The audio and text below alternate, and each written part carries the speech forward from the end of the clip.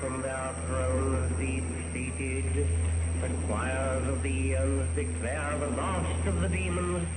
The kingdom is thine to inherit. What I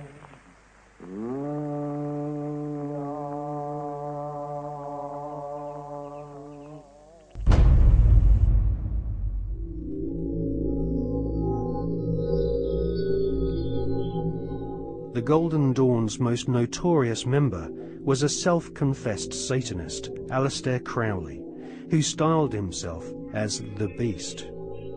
Crowley was one of the pantheon of cult figures portrayed on the cover of the Beatles record Sgt. Pepper's Lonely Hearts Club Band. Crowley had already been trying to contact the devil in 1898 when he first made contact with the Order of the Golden Dawn. By 1900, Crowley was mingling with the elite of British society, sharing his knowledge of devil worship with leading Masonic politicians, aristocrats, and royalty. Crowley was a full-time occultist and had no day job in which he had to hide his fascination with Freemasonry and Satanism. In his book, Confessions, Crowley claims he was initiated into Freemasonry at the Anglo-Saxon Lodge in Paris.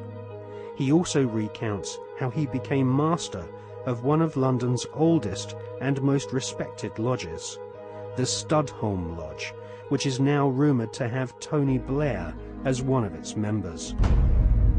Crowley shared Albert Pike's enthusiasm for the devil. In his book entitled Magic, Crowley writes, "The devil is this serpent, Satan. He is life and love. He is light, and his zodiacal image is Capricornus, the leaping goat, the Godhead."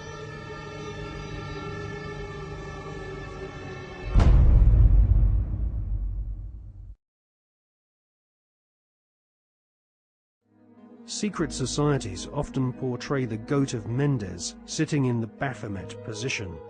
A statue of George Washington himself, a high-ranking Freemason, shows one of America's founding fathers sitting in the same occult posture as Crowley's goat-headed devil.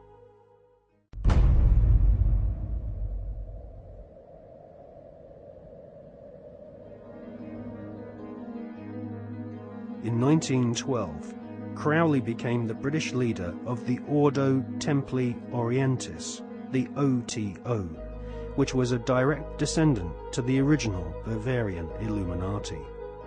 The OTO was a hardcore satanic secret society, and Crowley devised the initiation ritual around the 33rd degree ceremony of Scottish Rite Freemasonry. Crowley claimed the formation of the OTO was reconstituting Freemasonry back to its German Illuminati roots. Crowley wanted nothing less than to dance with the devil. He was impatient with the politeness of Masonic ritual. He described basic Freemasonry in the lower ranks as a sinister association for political intrigues and pirates.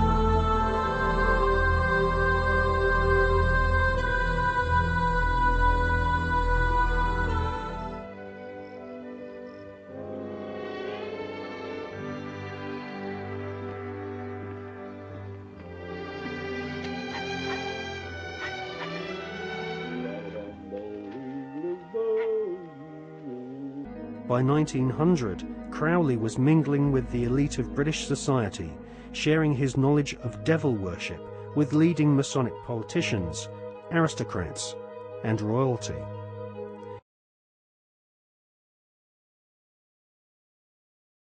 Oh, please, Professor, why can't we go with you and see all the crown heads of Europe? Do you know any? Oh, you mean the thing. Yes, that's right, here. Sit right down here. That's it.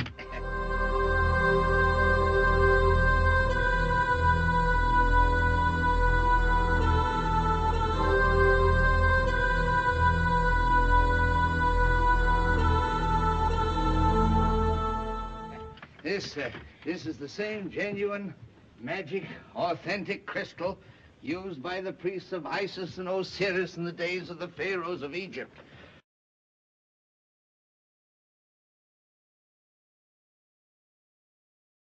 Used by the priests of Isis and Osiris in the days of the pharaohs of Egypt, in which Cleopatra first saw the approach of Julius Caesar and Mark Antony and so on and so on. Now, you'd better close your eyes, my child, for a moment in order to be better in tune with the infinite. We can't do these things without reaching out into the infinite.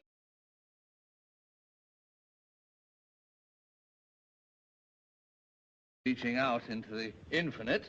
Yes, that's all right. Now you can open them. We'll gaze into the crystal. What's this I see? A house with a picket fence, and a barn with a weather vane and a running horse. That's our farm. Yeah.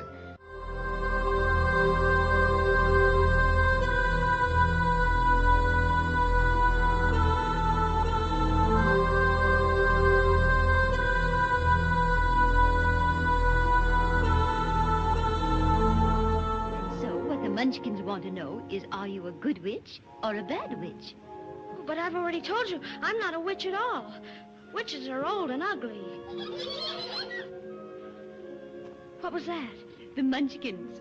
They're laughing because I am a witch. I'm Glinda, the Witch of the North. You are? Oh, I beg your pardon, but I've never heard of a beautiful witch before. Only bad witches are ugly.